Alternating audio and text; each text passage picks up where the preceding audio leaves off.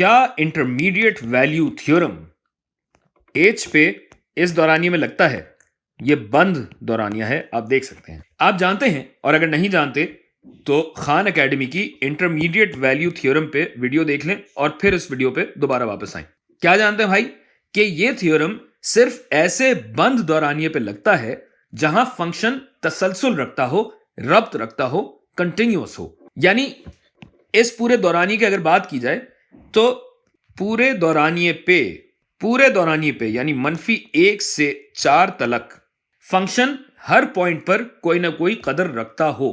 तो -1 से 4 तक अगर हम जाएं तो आप देख सकते हैं कि हर पॉइंट पर फंक्शन कोई ना कोई कदर रखता है। बल्कि इस पूरे ग्राफ को अगर देखा जाए तो सिर्फ एक पॉइंट है जहां फंक्शन कोई कदर नहीं रखता, और यह पॉइंट है x = -2, जो कि हमारे इस बंद दौरानिये का हिस्सा नहीं है, और इस दौरानिये के अंदर यह फंक्शन मुसलसल है, मरबूत है।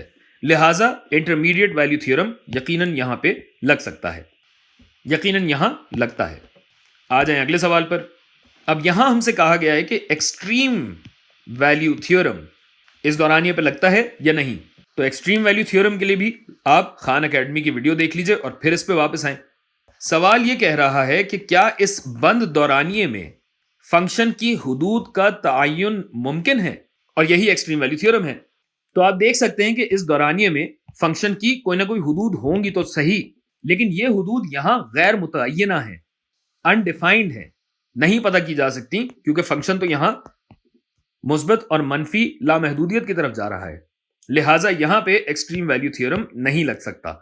अगले सवाल पे आ जाएं। अच्छा जी, -5 से -2 के बंद दौरानिये में क्या एक्सट्रीम वैल्यू थ्योरम लगता है?